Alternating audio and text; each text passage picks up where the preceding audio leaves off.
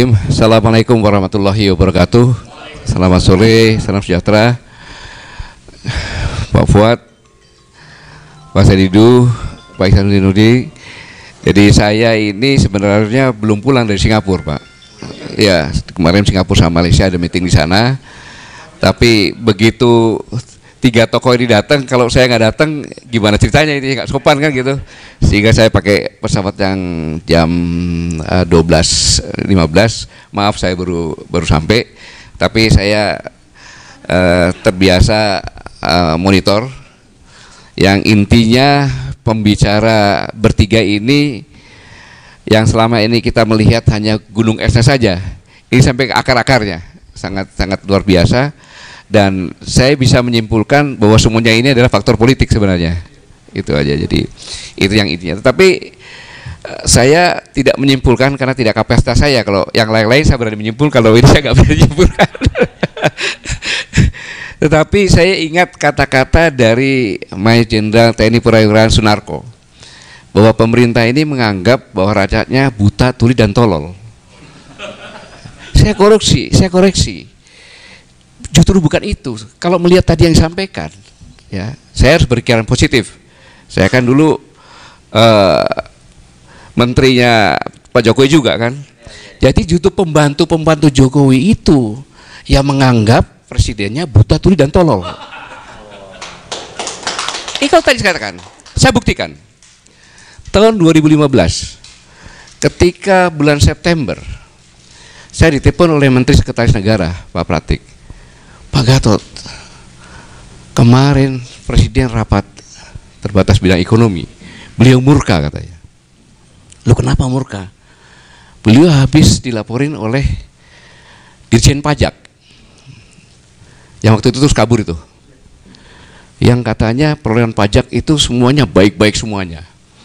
Tiba-tiba beliau mendapat informasi bahwa pajak bulan September itu cuma baru dapat 650 triliun dari target 1.292 gitu. Di situ kok bisa lengkap, dan Presiden mendapat masukan bahwa 3 bulan terakhir ini, Oktober, November, Desember, diambil perolehan pajak tertinggi dari 2012, 13, 14. Jadi bulan Oktober yang tertinggi, bulan November yang tertinggi, bulan Desember yang tertinggi. Setelah digabungkan ternyata cuma 1.008 triliun. Jauh dong, 21% lebih. Dan itu kalau nggak salah mungkin bisa defisit anggaran 3%. Gitu. Bayangin seorang presiden dibegitukan. Gitu. Dan beliau sendiri yang menemukan jalannya. Mau pakai sun nggak bisa, membentikan proyek-proyek yang paling besar karena perintahnya pada bulan April, kontrak harus sudah semuanya kan, sehingga pembayaran terakhir. Nah, waktu itu kebetulan ada akan terjadi pilkada serentak, kemudian para kepala daerah takut KPK, sehingga ada 270-an triliun di bank pembangunan daerah masing-masing. Itu yang dijadikan dalam pinjaman.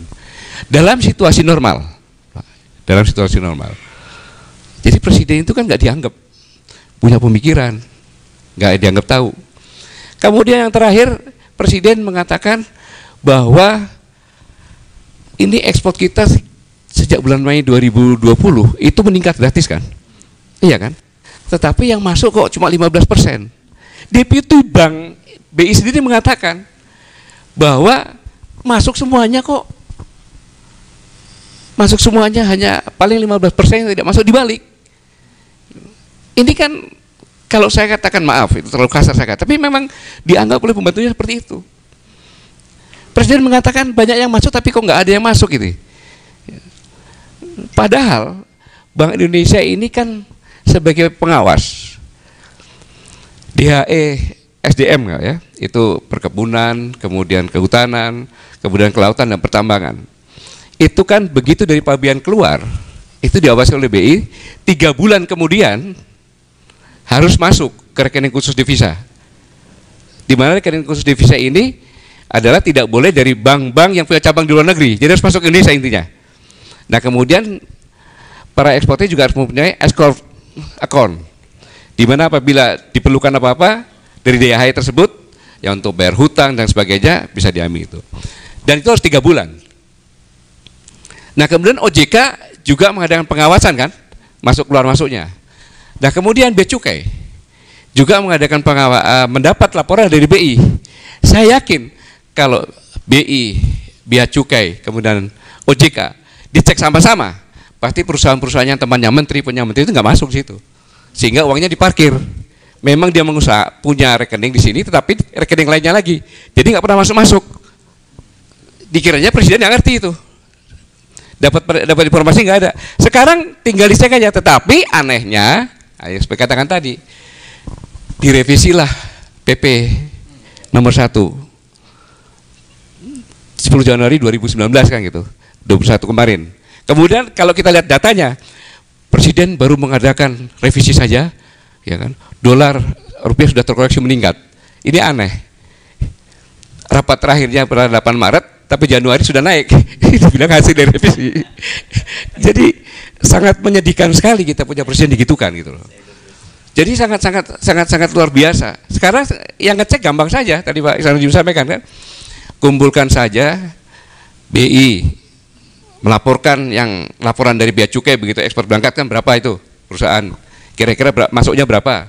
Kemudian kedua OJK juga sama. Kemudian Bea Cukai juga daerah-daerah yang tempat ekspor keluar masuk itu pasti banyak. Dan kalau itu masuk saja, apalagi batu bara, sawit kan sudah mulai naik lagi semuanya, nikel lagi dan semuanya. Ini saya pikir banyak uang yang ngendap. Tinggal kebijakan saja sekian persen harus dirupiahkan sehingga bank-bank semuanya punya rupiah. Kemudian rupiah menguat. Sebenarnya kesejahteraan ini bisa saja. Maka saya katakan kita itu punya semua, tapi bukan untuk kita.